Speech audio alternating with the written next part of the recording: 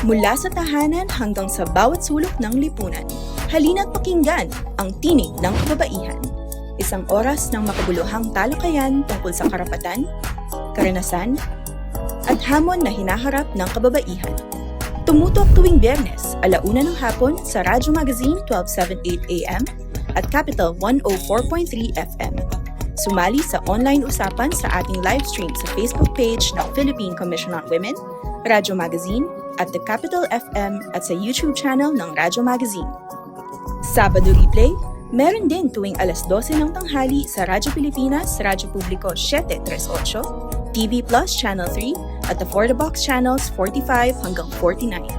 Makinig, manood, at manindigan. Ito ang Tinig ng Kababaihan. Lakas ng pagpag, tinig ng kababaihan, tanong na madahalaga niyang.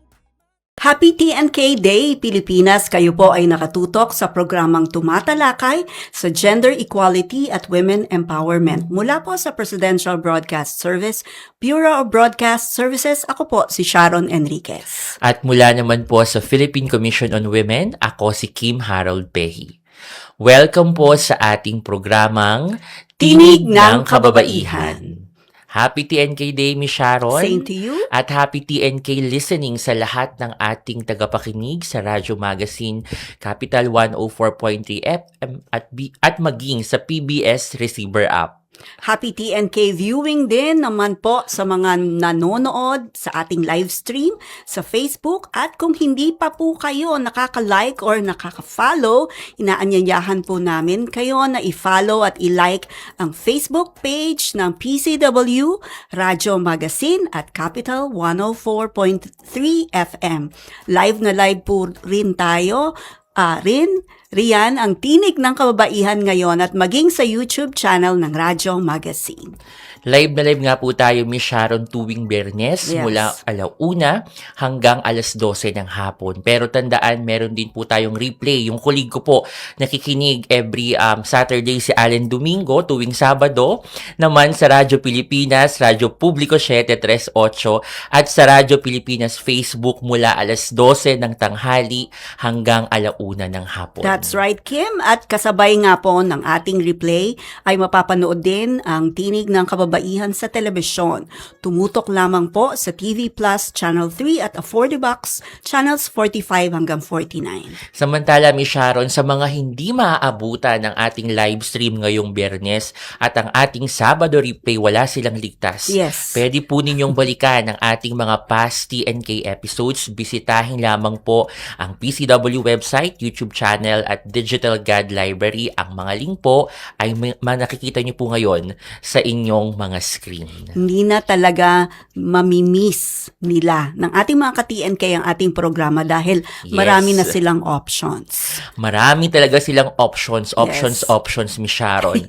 Unless na lang, they will choose to refuse ang mga option na available for them, kagaya na lang ng paggamit ng plastic products. Naku. Naku, mga ka-TNK, I hope you will choose to refuse ng paggamit po ng plastic products. Pero sa totoo lang, Kim, i-real talk kita. Mahirap din talagang iwasan. Totoo naman. Yes. Dahil mula sa food packaging hanggang sa mga lalagyan ng inumin, halos araw-araw ay may nagagamit tayong plastic products, di ba? Totoo naman, Miss Sharon, yung kanina, yung lunchbox natin kanina, Yes. parang gawain sa plastic. Pero come to think of it, paano kaya kung subukan nating bawasan ang paggamit ng mga plastic at magsimula tayo sa single-use plastic kahit sa loob lang ng isang buwan? Magandang ideya yan. Pero at the same time, challenging masyado.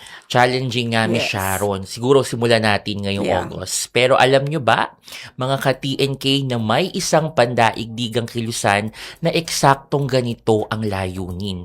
Tinatawag itong Plastic Free July. Ay, talaga ba? Abot na abot, Miss Sharon, July? Oo nga. Ano naman ang tungkol sa movement na ito, Kim? Ang Plastic Free July ay isang kilusan na naglalayo na bawasan ang paggamit ng mga single-use plastic o mga plastic product na isang beses lamang ginagamit. Nagsimula ito noong 2012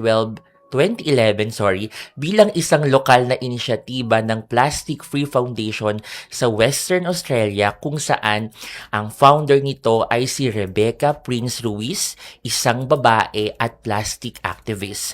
Sa kasalukuyan, ang Plastic Free July ay nilalahukan na ng milyong-milyong individual, paaralan, negosyo, lokal na pamahalaan at organisasyon sa buong mundo. Wow, nakakatuwa namang malaman na may ganitong movement pala na pwedeng lahukan ng ating mga ka-TNK. Hindi lamang tuwing July, kundi every single day.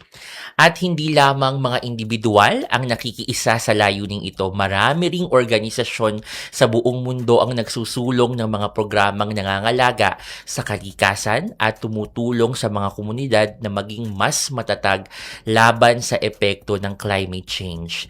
Isa na rito ang Deutsche Gesellschaft für internationale Zusammenarbeit o GISED Philippines na matagal ng katuwang ng Pilipinas sa pagsusulong ng sustainable development at environmental protection. Ngayon ko lang narinig yung Deutsche Gesellschaft für internationale Zusammenarbeit. Parang tama ba sa aking pronunciation? Naku, hindi ko rin alam, Miss Sharon. Sana tama. GIS Philippines na lang, Miss Sharon. Okay.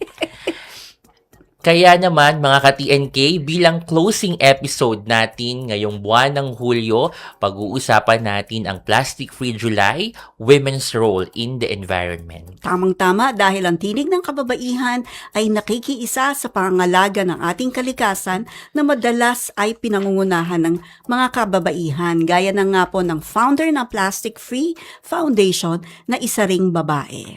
Pero bago tayo mag-dig deeper sa ating topic, dumako po muna tayo sa aking pinaka-favorite, I think, itong episode dito sa ating TNK, ang ating featured God work for the week. God work na good work? I-flex na yan! Sa featured God work, hindi lang basta pasado, dapat stand out sa pagbabago. Kung may game-changing na adhikain, deserve ipatrending. Sa atin pong unang featured God work, good news po mula sa San Fernando City, La Union. Mas pinalalakas ng Ilocos Training and Regional Medical Center o ITRMC ang pangangalaga sa kalusugan ng mga buntis sa pamamagitan po ng isang community-based referral system na nag-uugnay sa mga barangay health worker, rural health units, district hospitals at mga espesyalista. Layunin nitong matiyak na agad natutukoy at na-i-refer ang mga buntis na may high-risk pregnancies upang mabigyan ng angkop at mapanahong o napapanahong serbisyong medikal.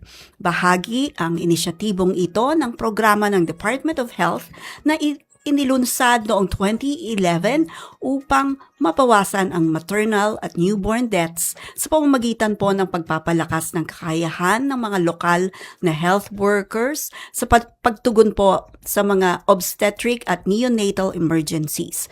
Noong 2018, lalo pang pinalakas ang referral network sa San Gabriel, La Union upang maabot pati ang mga buntis na naninirahan sa geographically isolated at underserved communities.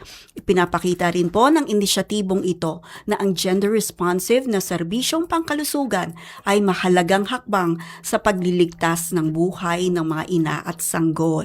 Sa pamamagitan ng mas maagap na pagtukoy sa mga high-risk pregnancies at mas mabilis na referral sa tamang pasilidad, mas napapangalagaan ang karapatan ng bawat babae sa ligtas, dekalidad at inklusibong serbisyong pangkalusugan. At mula naman sa La Union, dumako naman tayo sa Davao Region. Mas pinaigting ng Department of Social Welfare and Development Region 11 o DSWD 11 ang kampanya laban sa human trafficking at online sexual abuse and exploitation of children o OSAEC bilang pakikiisa sa pagdiriwang ng Anti-Trafficking in Persons Awareness Month ngayong Hulyo.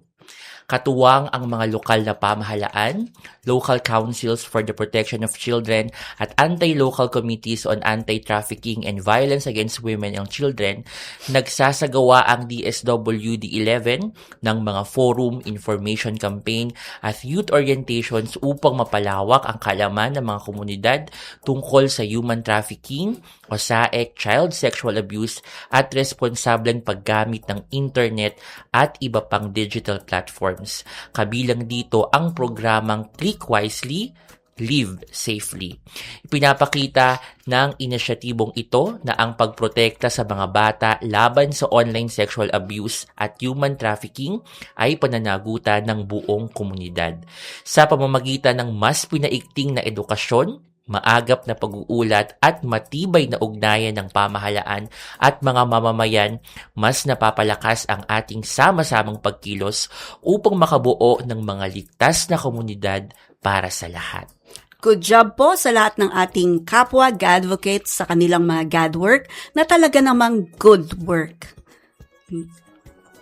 Ngayon naman po mga ka-TNK, dumako na tayo sa ating hashtag Say sa TNK.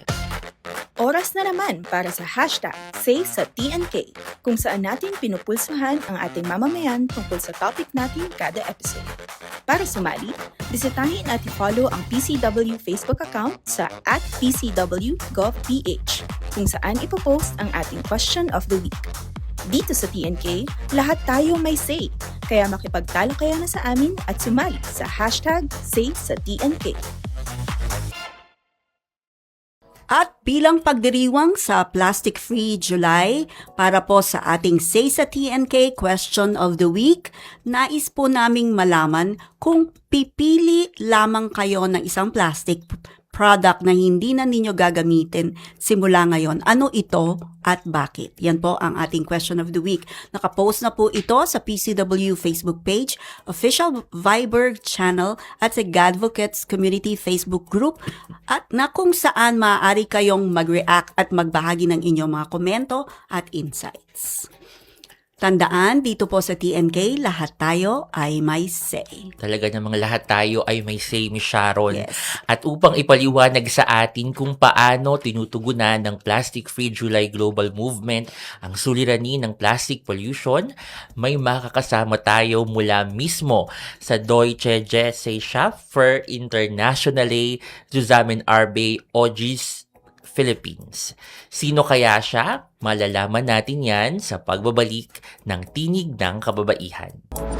Huwag munang lilipat, may mahalagang impormasyon ka pang dapat masagap sa pagbabalik ng Tinig ng Kababaihan. Sa lakas ng takbo, tinig kang tinig ng kababaihan. Tanong na madahalaga niyang Pagtataguyod sa pampinansyal na katayuan, ekonomiya at kabuhayan. Mga mekanismong pang-institusyon para sa pagsulong ng kababaihan. Sa media ay ang tamang pagsasalarawan. Tumayo, sumigaw, ikalat ang balita, pantay-pantay lahat, walang pinagkaiba. Nararapat na ipaglaban ng tama, ang susi ay nasa atin. Tumayo, sumigaw, ikalat ang balita, pantay-pantay lahat, walang pinagkaiba. Nararapat na ipaglaban ng tama, ang susi ay nasa atin. Kababaihan, kababaihan.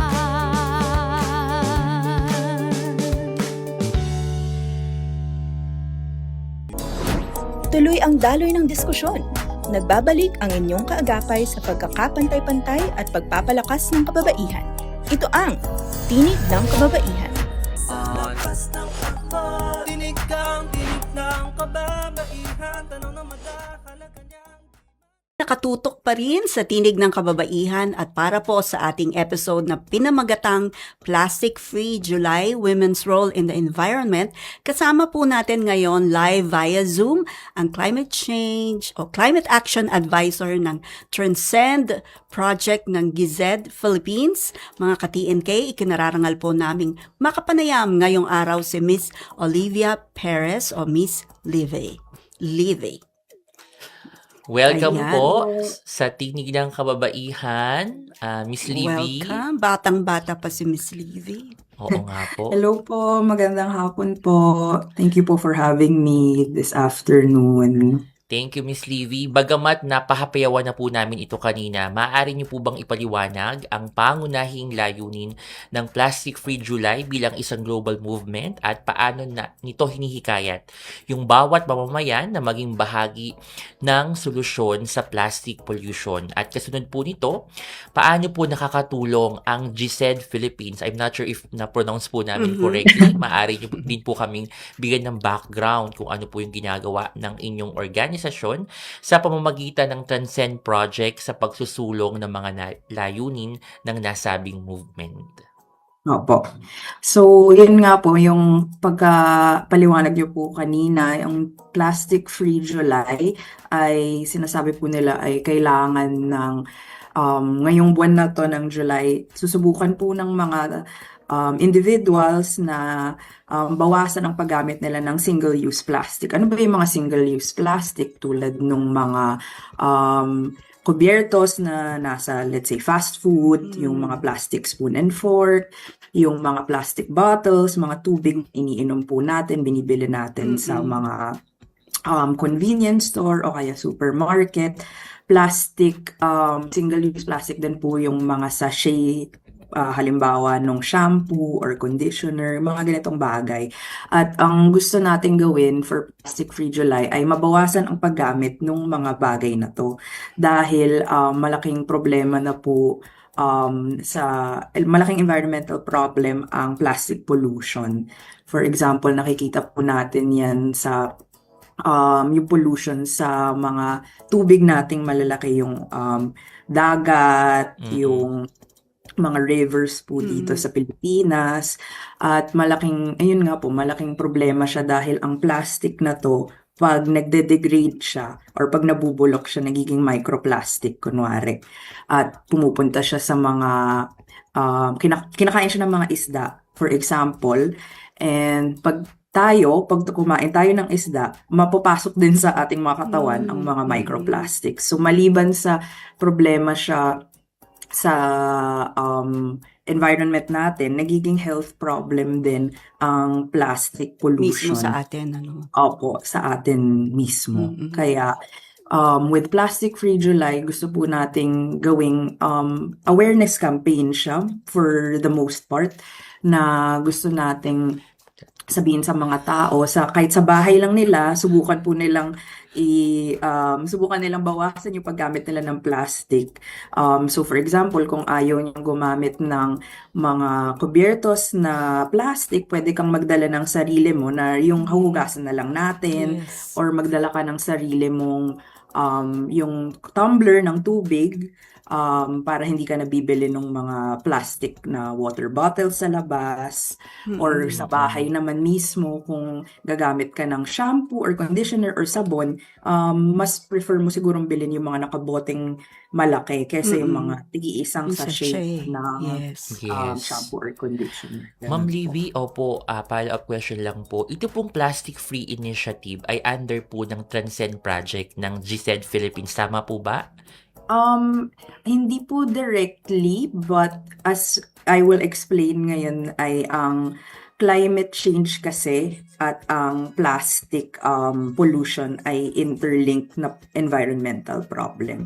So under the GIZ na project na Transcend, so ang Transcend po, ang full name niya ay Transformative Actions for Climate and Ecological Protection and Development. So, ang goal po ng Transcend, ito po ay isang project between the Philippines and the government of Germany. through the International Climate Initiative. Ang goal po ng Transcend ay ma-align ang mga climate and biodiversity policies in the Philippines. So meron po tayong 3 major policies on climate and biodiversity sa Pilipinas. Ito po ang Nationally Determined Contributions, Yes. ang National Adaptation Plan, at ang Philippine Biodiversity Strategy and Action Plan. So under Transcend po, gusto po namin gawin ay ma-align silang 3 dahil malaki po ang interconnectedness ng climate change and biodiversity. And yun po ang goal namin ay matulungan po ang Pilipinas na mag-transition into a more climate resilient, low Yes. carbon, and biodiversity friendly society. Okay. At yun po. Okay, sa halip na tumuon lamang sa cleanup at recycling, binibigyan diin ng kampanyang ito ang Choose to Refuse o ang pagtanggi sa single-use plastics. Ano po ang ibig sabihin nito at bakit mahalaga ang ganitong pamamaraan? Although nasabi nyo na po, pwede pong paulit-ulit. Yes. So, ang gusto pong i-highlight ng Choose to Refuse ay ang individual na kakayahan or like namanggaling sa ating mga sarili ang idea of being plastic free. Na hindi yung sinasabihan tayo na wag natin tong gawin or hindi dahil sa may mga batas na sinasabi, ganun.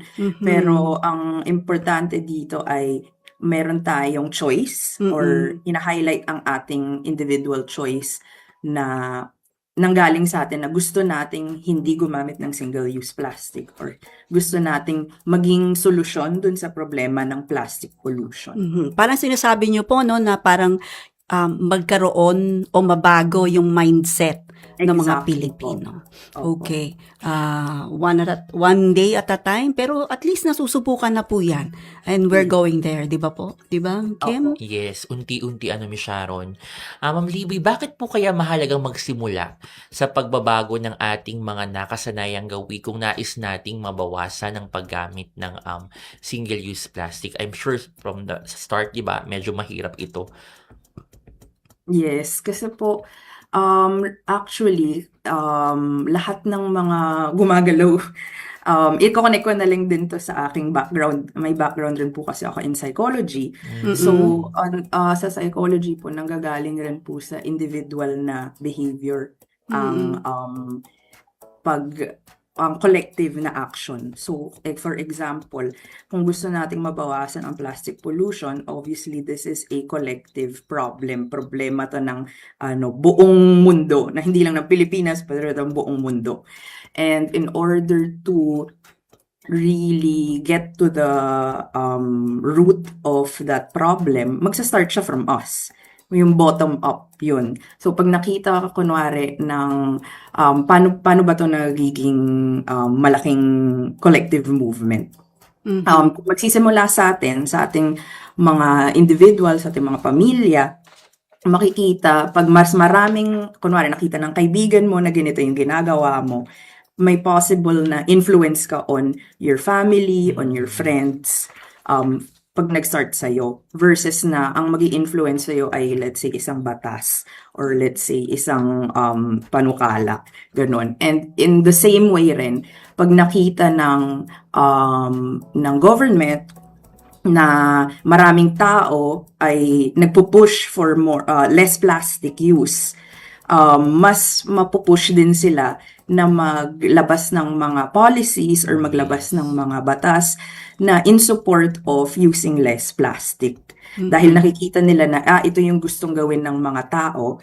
Gusto nila, ayaw na nila gumamit ng plastic, ayaw na nila gumamit ng mga bagay na nakakapulot ng ating mga tubig. So, ang ating individual actions ay nakaka-influence din ng larger systemic na change.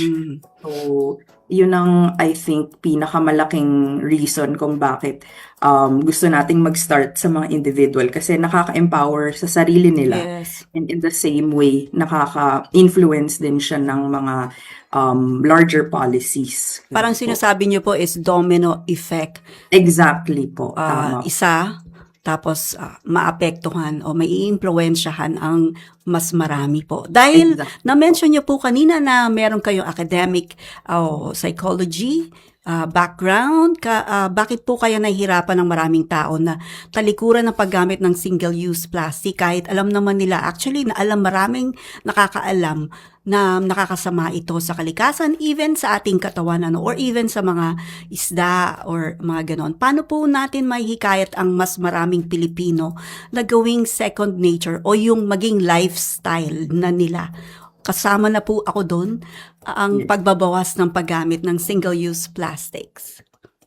Ang masasabi ko lang naman po, siguro po mahirap po dahil napaka-convenient ng single-use plastic. Yes. Yun yung isa sa mga pinaka-major reasons kung bakit siya ginagamit kasi hindi mo na iisipin, hindi mo na kailangan, let's say, hindi mo na kailangan maglinis, hindi mo na kailangan mag-isipin kung anong gagawin dito, itatapon mo na lang, diba? Yes. Ganun. So, I think yung pinakamalaking dahilan kung bakit napakalaganap ng paggamit ng single-use plastic ay convenient siya. Convenience. At pangalawa din, usually yung mga options ng single-use plastic na yung mga tingi-tingi po natin, for example, dito sa Pilipinas, mas mura siya. So, di po natin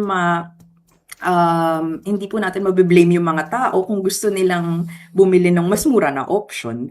So, yun din ang malaki rin na reason. Wala masyadong incentive to not use single-use plastic in that sense. Parang minsan mas mahal pa kung hindi ka gagamit ng single-use plastic. So, naiintindihan ko yung mindset in that sense na may mga financial reasons rin kung bakit mas gumagamit ng single-use plastic ang mga tao. At iniisip ko na para maging second nature pa sa Pilipino na hindi gumamit ng single-use plastic, kailangan rin pong manggaling yung mga incentives, for example, sa local na pamahalaan or sa national government as well, na gumawa sila ng mga ways for the locals or like yung mamamayan ng mga Pilipinas na mas mapadali yung hindi paggamit ng single-use plastic. For example, sa yung mga ibang cities natin na hindi na nagbibigay ng single-use plastic sa mga fast food establishments, magandang way po yun ng pag-normalize ng hindi paggamit ng single-use plastic. Kagaya, gagamit na lang po sila ng paper bag or Yes. gagamit na lang sila ng mga Eco paper bag. na Oo. eco bag, yung mga spoon and fork na hindi plastic. Yes. So, yun yung mga ways rin po Meron na ng ganun ngayon masyado. pwedeng mahikayat yung mga mamamayang Pilipino na gumamit ng hindi single-use plastic. Pero yun nga po, ang incentive ay manggagaling po sa ating mga local governments or also our national governments. Pero nakikita ko naman po na nagsastart na po yun slowly Yes. throughout Unti-unti. our different LGUs as well. Opo. Maraming salamat, Ma'am Libby, sa inyong mga ibinahagi sa amin, mga ka-TNK. Pansamantala po muna nating puputulin ang usapan, ngunit huwag po kayong aalis dahil maya-maya lang ay aalamin naman natin kung paano ang mahalagang papel ng kababaihan sa pagsusulong ng sustainable living at responsableng paggamit ng plastic. Tatalakayin natin yan sa pagbabalik ng Tinig ng Kababaihan. Huwag munang lilipat, may mahalagang impormasyon ka pang dapat masagap sa pagbabalik ng Tinig ng Kababaihan. Lakas ng takot, tinig kang tinig ng kababaihan. Tanong na madahalaga niyang Game, 1, 2, and... Paatuhon, balikat ulo, itapwetan, may wangat sus. Huwag mong titigan ang hindi sa'yo at maging disenteng tao. Pare, ang catcalling ay isang uri ng sexual harassment. Di biro ang sexual harassment at di nakakamacho ang pang-aabuso. Isang paalala mula sa Philippine Commission on Women.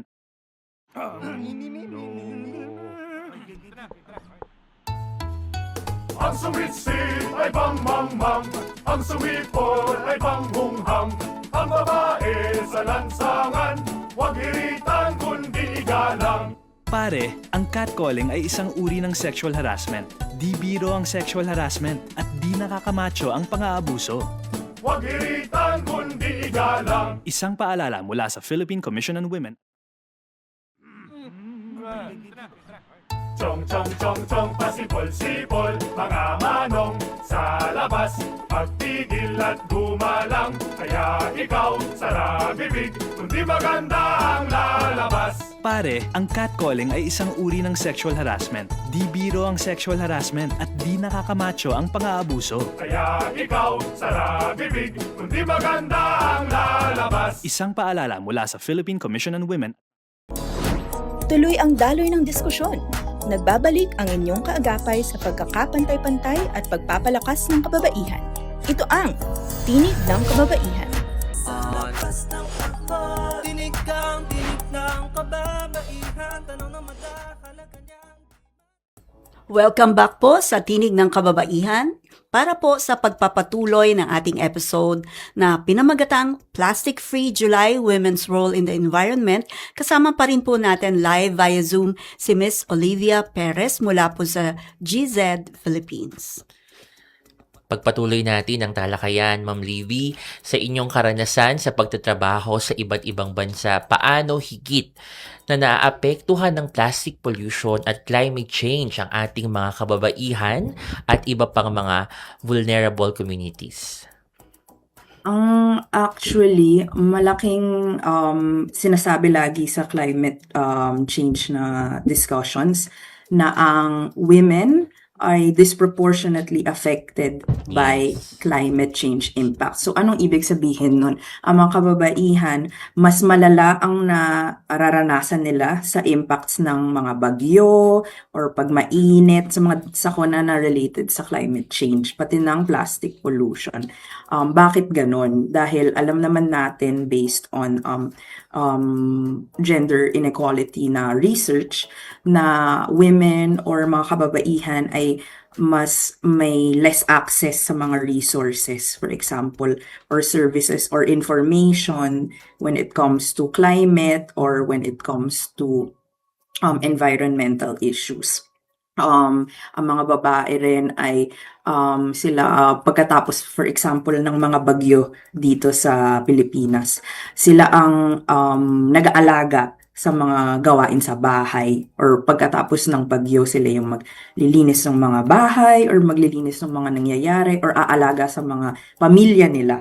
For example, dun sa mga pag bumagyo, yung mga batang babae na nag-aaral, kailangan nilang minsan hindi sila papasok dahil tutulong sila sa kanilang mga nanay dun sa mga gawaing bahay after a typhoon or after different climate-related na disasters. At iniisip din natin ang Pilipinas, isa siyang agricultural na country. Malaki ang reliance natin sa pagsasaka, for example. And yun din, ang mga kababaihan na nasa agricultural work ay mas malaki din ang exposure sa mga climate-related hazards tulad ng sobrang pag-init at sobrang pagbumagyo, mawawalan sila ng yung mga tinanim nila, ganung mga bagay. Kaya malaki rin ang issue pagdating sa women and climate and environmental problems dahil yun nga, dahil sa gender inequalities, mas malala ang impacts na nararamdaman nila in that sense. Okay, Miss Livy, ano naman po yung natatanging papel ng kababaihan, hindi lamang bilang tagapag-alaga ng tahanan, kundi bilang mga leader sa pagsusulong ng sustainable living at climate action? Of course, malaking ang papel ng mga kababaihan in terms of climate action dahil may mga bagay na yung mga kababaihan lang ang nakakaalam dahil sa kanilang lived experiences as as women, and yung mga alam nila, for example, in how to, let's say again, post-disaster, how to recover post-disaster, and yung mga psychosocial support, for example, na binibigay ng mga kababaihan to their families or to their communities after a climate disaster. Malaki ang information, malaki ang experiences na marami silang experiences on that, and share nila yun in terms of recovery after, let's say, a typhoon or a drought, ganitong mga bagay. Mas alam ng mga babae, and malaki din yung intersection ng mga kababaihan, mga leader na babae sa mga indigenous communities. Yes. Alam nila yung mga kailangan gawin in terms of climate adaptation. How can we best adapt to different climate-related disasters? Depende yan sa konteksto ng lugar, depende yan sa konteksto ng community, and maraming impormasyon alam ang mga leader ng mga indigenous communities on this, especially sa mga nature-based solutions. Yun tinatawag namin dito in the climate world, mga nature-based solutions. Mas alam po nila yun dahil mas sila ang nag-experience nung mga sitwasyon na ganun. Ma'am Libby, maaari po ba kayong magbahagi sa amin nung halimbawa ng mga kababaihang inyong nakatrabaho na naging matagumpay na sa pangunguna ng mga environmental o climate initiatives? At ano po yung maaari nating matutuhan mula sa kanilang mga karanasan? Actually, marami pong sa aking pagtatrabaho abroad, for example, nagtrabaho ako once sa Green Climate Fund sa Korea. Ang Yes. executive director nun ay actually isang babae.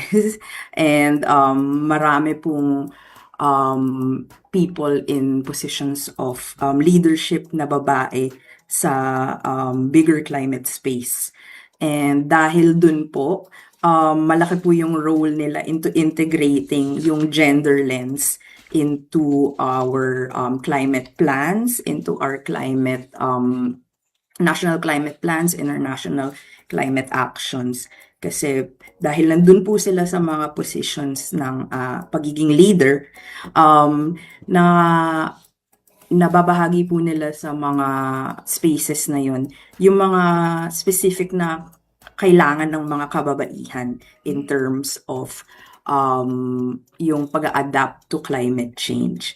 And marami rin po akong nami-meet na mga leaders in mga small businesses, mga babae po na nagli-lead ng mga small businesses, nag-uplift ng mga communities na pagkatapos po ng disaster, for example, binibigyan po nila ng mga trabaho yung mga kababaihan na naapektuhan po ng mga sakuna dito sa Pilipinas, and at the same time nag-help po sila dun sa pag-adapt to climate change dahil yung mga trabaho na or mga businesses na ginagawa nila ay, for example, yung gumagawa ng mga bagay from weavings, and that will lessen again, for example, yung mga plastic products, kasi gagamitin natin dito ay more biodegradable products. So at the same time, you are lessening yung plastic pollution and also giving jobs to women who would need it as well. Okay. Okay, Ma'am Libby, maraming salamat po sa inyong mga ibinahagi sa amin at sa ating mga tagapakinig. Ngayon naman ay balikan muna natin ang say ng ating mga ka-TNK sa ating question of the week. Kung pipili lamang kayo ng isang plastic product na hindi na ninyo gagamitin simula ngayon, ano ito at bakit? Say po ni LV Pakinggan or Pakingan, maraming plastic na pwede pang mapakinabangan to turn into something new. Pero siguro pipiliin ko na wag nang gamitin ang plastic cups and lids. O yung takip, di ba? Hindi po kasi ganon katibay para magamit ulit. Wow, ito naman ang say ni Faye Antoinette Etiope Ranyada. Para sa akin ay mga plastic na pinaglalagyan ng mga shampoo, detergent powder at fabric conditioner. Kung mapapansin ay higit na makapal ang uri ng plastic na ito ay hindi nare-recycle, tama, at Correct. naglipa na sa paligid. Correct. Kung maaari nga lamang ay ang mga kumpanyang may produkto nito ay gumawa ng paraan kagaya ng bilhin nila ang naipong basura kahit sa murang halaga. Dahil anumang may halaga ay tiyak na pupukaw sa atensyon ng mga kapuspalad nating kababayan na makakatulong din para kumita sila kahit sa murang halaga. Okay, sabi naman po ni Racel Lea Valo, plastic straws siguro. Oo nga. Hindi naman siya laging kailangan, correct? At may mas eco-friendly alternatives na rin ngayon. Correct ka dyan. Ito naman ang say ni Christian Ibana. Lagi itong nakikinig sa atin, si Christian Ibana, every week.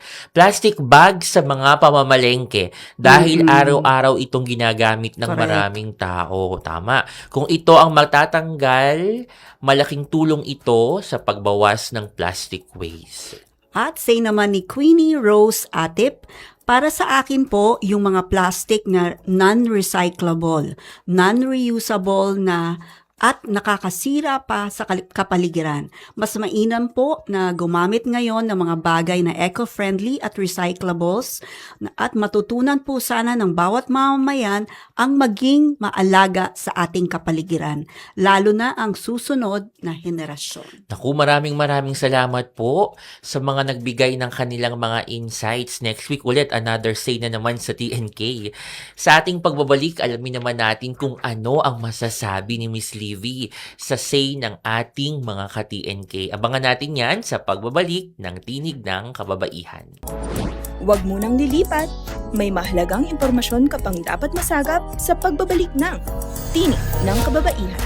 Lakas ng takbo, tinig kang tinig ng kababaihan. Tanong na madahalaga niyang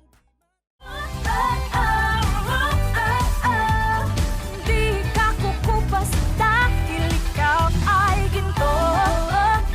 Ginto. Ikaw ay ginto. Kaya mong itaguyod ang karapatang pantao. Kung kaya nila, kaya mo rin ito.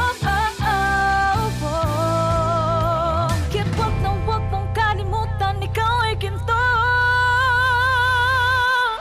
dapat bigyan ng halaga. Lahat ng tayo nagmula sa iyong sinapupunan. Ikaw may karapatang magdesisyon. Ang bagmo sa ekonomiya ay hindi na iba. Hindi na iba sa aming kalalakihan. Isigaw sa maglabayan ang iyong kakayahan. Sa kaunlaran malaki ang iyong maiambag. Ika'y dito dapat bigyan ng Sa karangalan. tibay mo pusay, talisay kang tunay. May taglading ka mangha-mangha.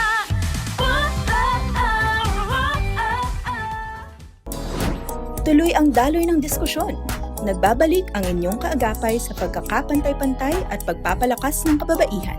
Ito ang Tinig ng Kababaihan. Lakas ng takbo, tinig kang tinig ng kababaihan. Tanong na madahalaga niyang Kayo po ay nakatutok pa rin sa Tinig ng Kababaihan at kasama pa rin po natin si Miss Livy ng GZ Philippines para sa ating episode na pinamagatang Plastic Free July, Women's Role in the Environment. At bago po tayo dumako sa ating susunod na mga katanungan, ano po muna ang masasabi ninyo sa say ng ating mga ka-TNK, Miss Livy, kanina? Natuwa po ako sa mga sagot nila kasi ang gaganda po ng mga sagot and nakikita niyo po na kahit po naiintindihan po talaga nila yung impact ng mga maliliit na bagay na yun, yung paggamit ng plastic bag, yung paggamit ng mga straw or yung mga sachet dahil ito yung mga araw-araw natin ginagamit. Yes. Hindi natin masyadong naiisip yung impact niya. Yeah. Kunwari, isang plastic bag ka araw-araw, nag-accumulate yun, pumapatong-patong, kaya umaabot tayo sa ito yung malaking problem natin on plastic pollution. Kaya pag nabawasan natin yung mga akala natin maliliit na bagay lang yun, ang malaki yung impact nun yung pag hindi natin paggamit kahit lang nung straw, kahit lang nung lids or yung plastic bag. napakalaking impact niyan sa pagbawas natin ng ating plastic pollution. Kaya nakakatuwa po na makita na yun po yung mga sagot ng ating mga ka-TNK po sa Mm-mm. tanong nila ng aling plastic Kasama na po, no, kasama rin po dyan yung mga styrofoam, ano po? exactly. Opo, kasama rin po yun. Dito po sa kantina namin, mahilig. Yun Naku, po. ang action point ni Miss Sharon, magkakausapin niya yung Kakausapin management namin. to promote the single-use plastic. Sige, Ma'am Libby, batay sa inyong karanasan, paano maaaring magtulungan ang mga komunidad, civil society organizations, pribadong sektor, at maging ang pamahalaan upang makabuo ng mas inklusibo at pangmatagalang solusyon sa plastic pollution? At bilang pagtatapos, since very limited ang time natin, Ma'am Libby, ano po ang inyong mensahe sa publiko upang mahikayat silang makiisa sa Plastic Free July? Hindi lang July siguro, hanggang sa mga buong- susunod pang Yes. taon, at paano at gawing pangmatagalang gawi ang pagbabawas ng paggamit ng single-use plastics. Ayun po. Yung lagi po naming sinasabi dito po sa climate space o kaya sa environmental space ay pinakamahalaga po yung whole of society na approach na Yes. sinasabi natin. Na hindi lang ang gobyerno, hindi lang yung private sector, hindi lang po yung mga komunidad, pero dapat po lahat tayo ay sama-samang nag-work together towards this goal. At yung nakikita ko pong dyan ay yung community o kaya mga civil society, sila po ang role nila ay ang pag-spread ng awareness on yung mga policies, for example, na ginagawa ng ating pamahalaan. Yung reason po for the civil society is for us to know more about the implementation and financing of these actions that we need to take. And sa mensahe po na mabibigay ko po sa ating mga ka-TNK po today, ay pagpatuloy nyo lang po yung unti-unti nyong pagtatanggal ng plastic sa buhay nyo. Hindi po kailangan lahat ng plastic tanggalin nyo ngayon. Mahirap po yun. But yung uunti-untiin po natin, kunwari, this month gusto nating tanggalin yung plastic straws lang muna. Try natin isang buwan, hindi tayo magsustraw. Tapos pag nagawa natin yun, pagpatuloy natin for the next month, try natin siguro for the next month, plastic straw, tsaka plastic bag. So, unti-unti po siya. Hindi po yung all one time, big time nating tatanggalin lahat. Dahil napaka-unrealistic naman po nun.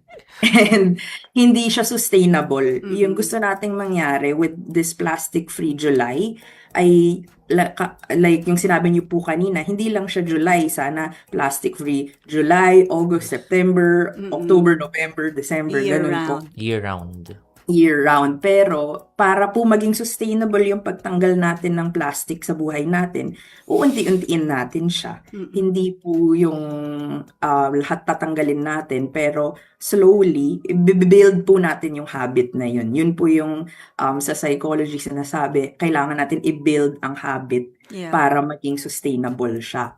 So, what we can do, or yun po, gusto ko pong hikayatin yung ating mga listeners na unti-untiin po natin siya. So, try natin isang plastic product this month, another plastic product next month, or kung gusto nyo, every week din. Depende rin po sa inyong pacing, pero it doesn't have to be a very big change right now. Baby steps po, at itry natin to make it a sustainable transition into removing yung single-use plastics from our lives.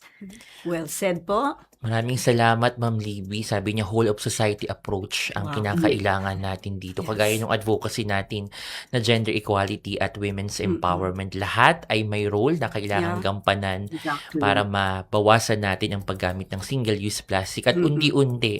So, Miss Sharon, next week Oo, ha, hindi huwag na ako gagamit ng styro papaban mo na yung styrofoam. Muli, Ma'am Libby, maraming salamat po sa inyong pagpapaunlak sa aming imbitasyon. Shout out din po kay Miss Cara Medina at sa lahat ng ating kapwa advocates, lalo na yung mga taga-Technical Services and Regional Coordination Division ng PCW na ngayon ay nakikinig din at nagsusulong ng advokasya sa pangangalaga sa ating kapaligiran at kalikasan. At thank you ulit, Miss Livy. At sa punto pong ito, mga ka-TNK, nais nating pasalamatan ng Presidential Broadcast Service, Bureau of Broadcast Services, sa pamumuno po ng Radyo Pilipinas, sa pamumuno ni Officer in Charge, Sir Alan Alianige, at lahat ng mga production personnel na nakatuwang natin sa broadcast ngayong araw. Salamat din po sa mga nakasama natin mula sa Philippine Commission on Women na pinamumunuan ng aming chairperson Ermelita Valdeavilla at sa social marketing section ng PCW na bumubuo sa TNK production team. At tandaan, ang pangalaga sa kalikasan ay hindi lamang responsibilidad ng iilan. Ito po ay sama-samang pagkilos na nagsisimula sa ating mga simpleng pagpili araw-araw. Bagamat mahirap, we can choose to refuse plastic products. Little by little po, no? Lalo na ang mga hindi na re-recycle po upang sa ating sariling paraan ay maging mga plastic activist din tayo po.